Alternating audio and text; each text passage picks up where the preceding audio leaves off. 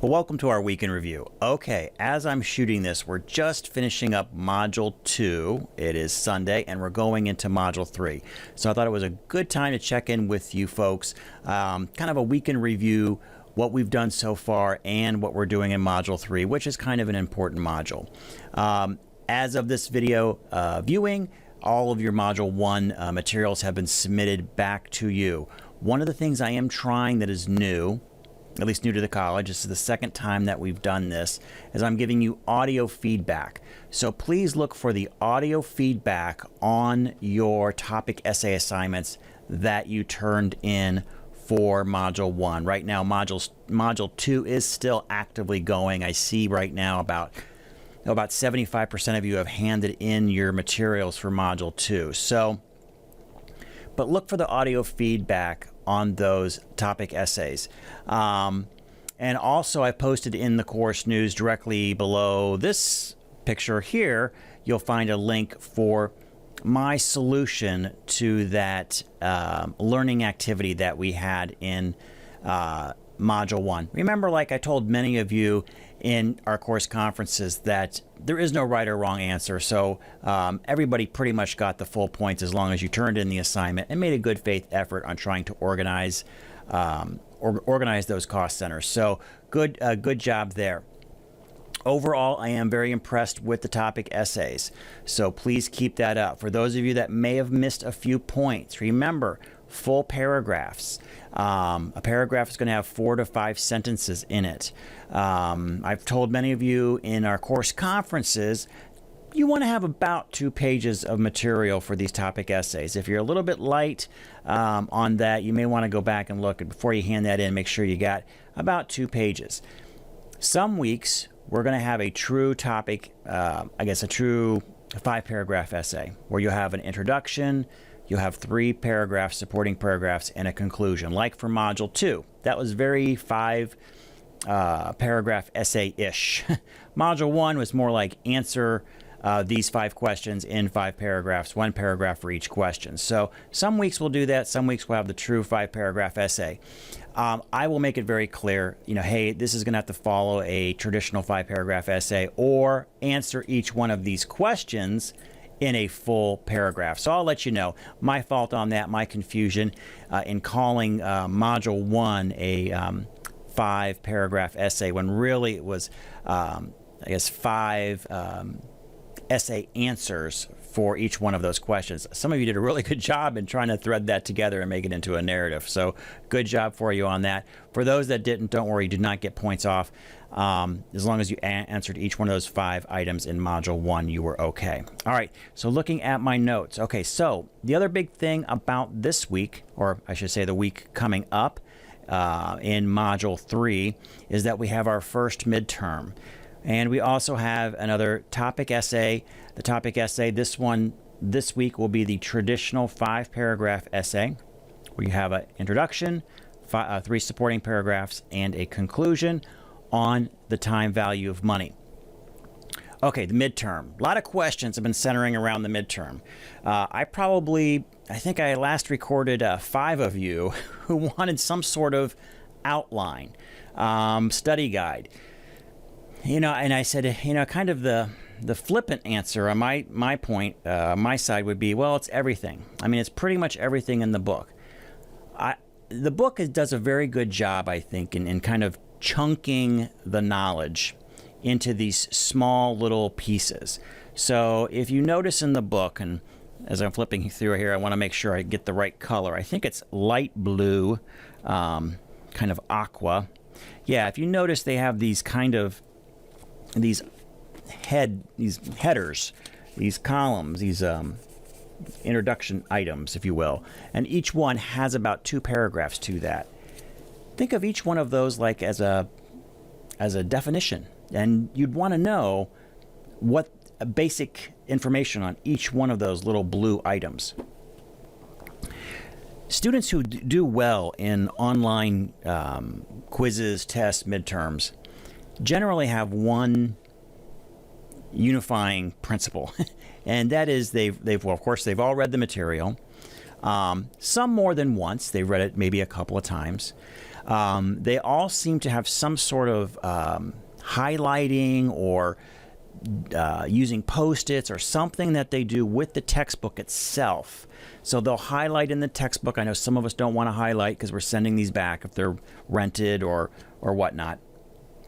But they'll use like little mini Post-its to help for quick reference to find something because they know they're going to be in a timed environment and they have to recall information. The other piece that's pretty uniform amongst folks that do well in online quizzes and tests that are timed, that we know that are open book, open note, is the key is the open note. Many of them will have, as they're reading, will make their own outline. You remember how outlines work? You got a topic, and then you have like little bullet points underneath that. Many of them have that. Some do flashcards, but the ones that I think do the easiest or do the best are the ones that do the outline. At one point in some of my courses, I had students do something called a topic outline. And if you had me a few years ago, you probably maybe remember that dreaded assignment if you've been here for a few years. Some students found it as busy work. So I phased the topic outline, which was basically going through the chapter, determining what those key concepts were, and writing down a few bullet points. I phased those out and I said, hey, that's your responsibility. If you want to do it, that's up to you. You might be one of these kind of people who are pure geniuses. I'm not one of them that can read material and just know it. And if you're one of those, great. I don't want to, penalize you for the rest of us that have to go and make outlines. With that being said, I think the best way to approach a midterm, final, any timed exam in an online environment where you're allowed to have open book, open note, is to have a form of notes that you can access. So you'll have a particular subject and 3 or 4 really key elements. So when it's all said and done, you might have 10, maybe 15 pages of outlined notes that you can really flip through very quick as you're going through these tests. Okay, so with that being said, I am going to give you a little, preview, if you will, of the midterm. Give you some ideas of what these kind of questions might look like. And the questions I'll share with you today are going to be concepts that I would say are probably going to be on the midterm. So let's take a look at some of these questions, give you a flavor of maybe the depth that you'll need to know. And maybe you want to go back and this week maybe do an outline before you go into the midterm. Or you may want to reread the chapter or come up with some method that works for you. Again, I just gave you what I found most students do. Read the book, make a note of some sort in the book, either highlights or Post-its, and then they also do some sort of written, something about the writing, something about writing the note makes you remember, and it's kind of magic. So, and some sort of written thing that they do, whether notes or flashcards, that helps them get like almost always A's on these things. So let's take look at a few what I would call sample questions, but they'll be pretty darn accurate to the exact questions that you might see on the test. So we're going to take a look at just a few. Okay. All right. So let's take a look. Great. All right. So here we have a question. And I'm also going to give you about the approximate time. We're going to run through a couple of these, and I'm going to give you about the approximate time that you would have per question. So get a feel. Can you answer this question in this amount of time? All right. So the key to understanding finance is understanding, and our time starts now. We're giving ourselves 2 minutes to answer this question. The real key to understanding finance is understanding, and you have these options. A, the chief executive officer's mission. B, the element of finance and the relationship to each other. And C, the organization's financial analyst software. All right, now give yourself 2 minutes to answer this question, and I'll be back in 2 minutes.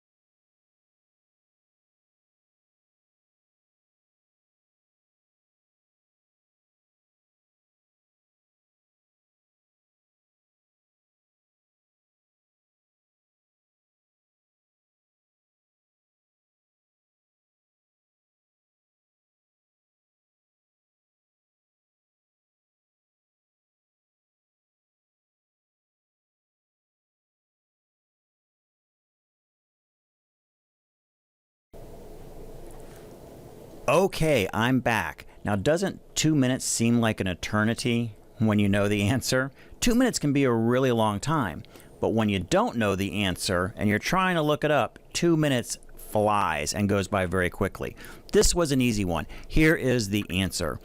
The real key to understanding finance is understanding B, the elements of finance and their relationship to each other. The other ones really aren't necessary. And you can find that answer on page 5 of the textbook. I'm going to go through one more, and then I'm also going to let you, then I'll give you another quick preview of a total of 10 questions. But let's do one more like this. Let's see if we got a little juicier one here. Okay. Here's one. Okay, so the 4 segments that make healthcare financial system work, which segment provides evidence that the event has occurred? I guess the emphasis word is evidence. All right, so give yourself 2 minutes to answer this question. If you can't, this is where those notes might come in handy.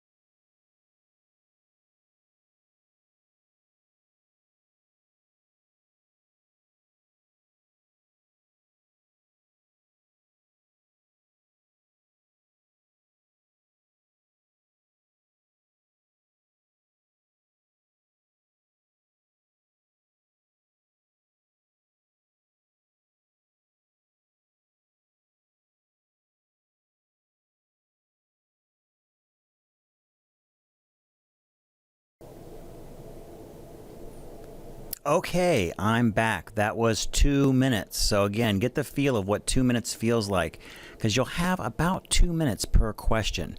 All right, the answer for this particular question: of the 4 segments that make a healthcare financial system work, which segment provides evidence that the event has occurred, and that is the original record or original records.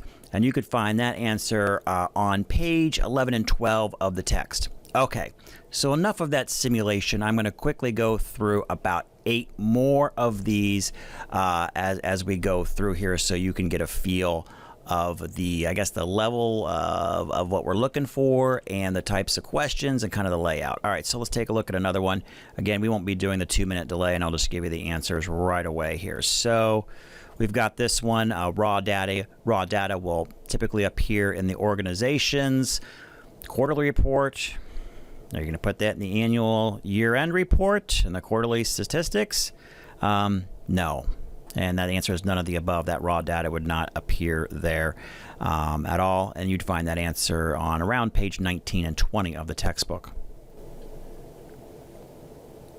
Okay, now let's go ahead and look at a few more as promised here. Oops, let's see here. Oh, sorry, going the wrong direction. All right, so we've got this one. Most, though not all, healthcare revenues are received in the form of cash, credit, notes receivable, exchange of services like bartering, or E, none of the above. The answer is we generally never get cash or those other items. It is mostly credit. That can be found on page 31. Another question that may be very similar to one that you will see on the final is payer mix. And you have 5 options there. Payer mix represents the various portions of revenues that are realized from different types of payers. Is a measure often included in a healthcare organization's profile. Is called payer mix because in part because the sources of healthcare revenue are typically called payers. Answer is, of course, D, all of the above. Ask yourself, did you know that answer, or would you have had to look it up? Again, you want to think about how you are going to study for this. The final, or the midterm, I should say. All right, so then we've got this one. Basic types of health care organizations may be described as profit-oriented, non-profit. B, C, foundations that comply with all legal requirements. What would be the correct answer there? And that would be the basic types of healthcare organizations are either profit and nonprofit. So you'd want to choose D, which is both A and B. Moving on, the purpose of planning is to. Notice you got a lot of different combinations here, but you've only got 3 things to combine. So hopefully that makes it a little simpler. If you can eliminate some of those items, then you know that may not be a combination, and those could be not even relevant. So the purpose of planning is to ensure effective resource use. A. B. Identify objectives. Or C. Make informed choices. Well, if you're looking at that and you know planning automatically is not to ensure effective use of resources, then you can exclude all of those, almost all of those multiple items. And if you think C is part of the planning process, you can exclude that as well. The correct answer is B, to identify objectives. So all those other ones, not even necessary. And you can find that answer on around page 5-6 of the textbook. Here is another question. Procedure codes, known as CPT codes or current procedural terminology, are most commonly used to group cost centers for what? And the answer there is for outpatient services. Page 46 of the textbook. Okay, moving on. Again, we'll have a couple more of these sample questions for you. The original cost or a historical cost of buildings and equipment is reduced by what? You got some choices there. And what you would want to pick is accumulated depreciation, found on pages 26 or 27. 2 more sample questions here. So we're on our second to last one. The primary purpose of the annual year-end reports to report the organization's operations for the period. What is that primary purpose? Is it for outsider or third parties? Is it for the organization's manager? Is it both? Is it neither? Well, those year-end reports are primarily for those outsiders and third-party individuals. Page 20 of the textbook. All right, that concludes. Let's see, that is it. Yes, no, those are all 10 of the questions that are very similar, if not exactly what you will see on the final. But remember, you will have a total of 75 questions on the final. Each question will give you a when you look at the total time, I think it works out to be just a little over 2 minutes per question. Again, those questions that you know, it takes only 15 to 20 seconds to actually answer that question. So you can use more time for those ones you may not know. But you do want to have a sufficient number of questions that you can answer very, very quickly. So you don't have to burn all of your time. That was the reason I wanted you to see what it feels like to have 2 minutes to answer a question, and why we ran through a couple of those. All right, so that concludes our look at the kind of what the midterm might look like. Some questions on there. Again, spread all throughout the reading is fair game on that. And just kind of to conclude this week, we have concluded in Module 2, we've concluded all of our, I think we've got all of our course conferences done. I think I've missed one person, which was my fault, and hopefully I will connect with her over this in Module 3. And again, in Module 3, all we have is the topic essay in the midterm. So, excellent. All right. Well, that concludes our weekend review. I will check in with you guys next week and just see how we're doing, see if there's any more questions. I know some of you are using the text message option to communicate with me, so thank you very much for doing that. I do like that it allows me to get back to you relatively quickly, no matter pretty much wherever I'm at. I can usually try to answer that question within a few minutes. So, excellent. All right. Well, thank you for watching this Week in Review. And as always, thank you for watching.